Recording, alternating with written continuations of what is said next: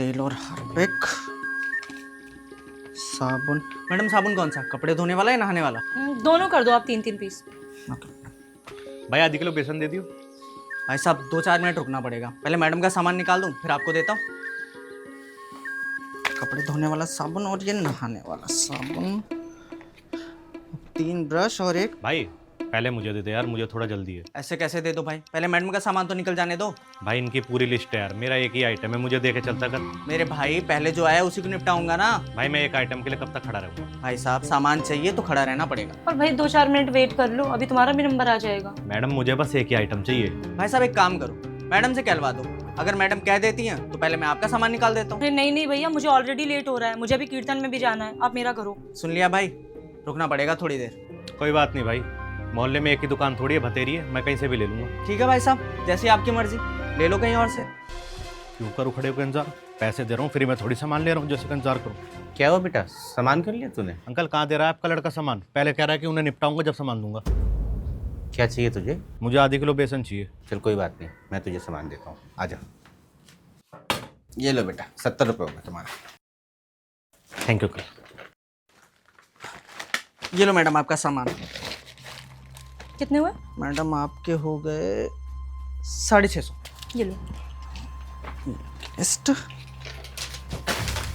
ये, हाँ ये 50। थैंक यू भैया।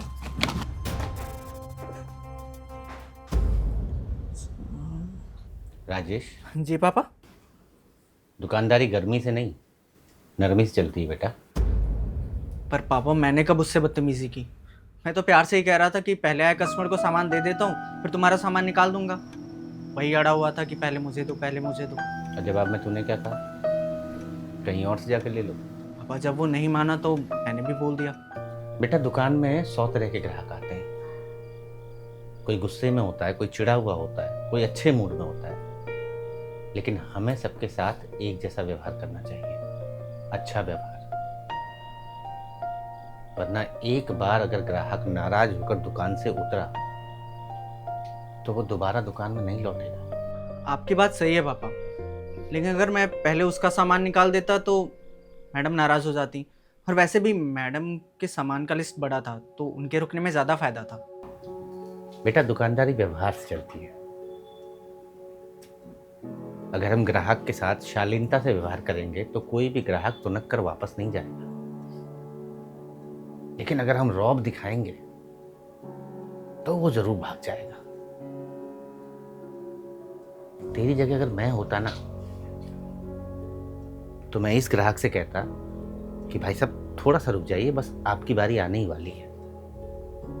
या फिर इन मैडम से कहता कि मैडम आपका सामान ज़्यादा है, पहले इनका छोटा सा सामान दे देता हूँ और फिर आपका सारा सामान अच्छे से तोल दूंगा। मैं तुझे यकीन दिला रहा हूँ कि दोनों मान जाते हैं।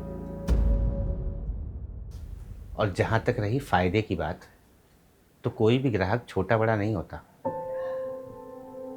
आज जो ग्राहक तुझसे एक छोटा सा सामान लेकर गया है ना, तेरे व्यवहार से खुश होकर हो सकता है कल एक लंबी लिस्ट लेकर आ जाए।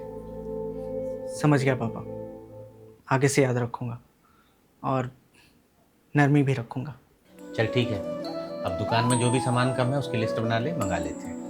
ठीक है पापा। हाँ जी बेटा, क्या चाहिए?